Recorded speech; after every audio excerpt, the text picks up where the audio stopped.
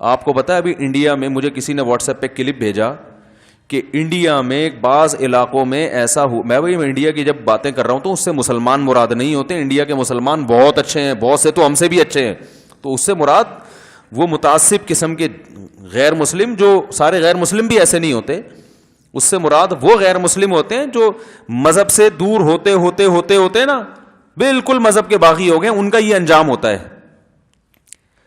تو اس میں یہ کہ گاؤں میں رواج ہے بوڑھے والدین اور دادا دادی کو قتل کر دیتے ہیں کہ یہ ٹینشن ہے, بوجھ بن رہے ہیں, اور یہ بہت پرانا رواج ہے ان کا. اس کا انٹرویو دکھایا انہوں نے, انٹرویو میں دکھایا کہ ہاں ہم ایسا کرتے ہیں کہ جب وہ نہیں مر رہے ہوتے تو ڈاکٹر کو لاتے ہیں, وہ انجیکشن لگا دیتا ہے یا کچھ پلا دیتے ہیں یا کچھ ایسا کر دیتے ہیں, مار دیتے ہیں.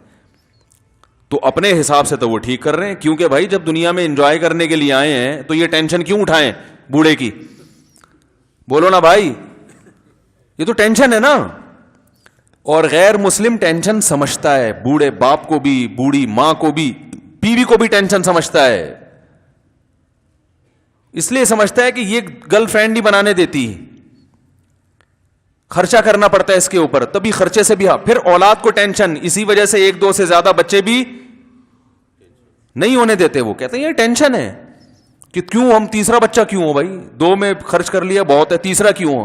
تو فیملیاں بھی سمٹ رہی ہیں, جب ان کی فیملی سمٹ رہی ہیں تو چچا ماموں خالہ تایا کا سسٹم سارا آہستہ آہستہ.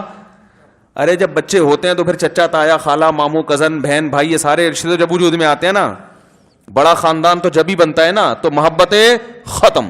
ہر آدمی اس کوشش میں پیسہ پیسہ پیسہ پیسہ. تو یہ اخلاق, پھر اس پیسہ کمانے میں وہ یہ نہیں دیکھتا کہ اخلاقیات کے دائرے میں یہ چیز آتی ہے کہ نہیں آتی.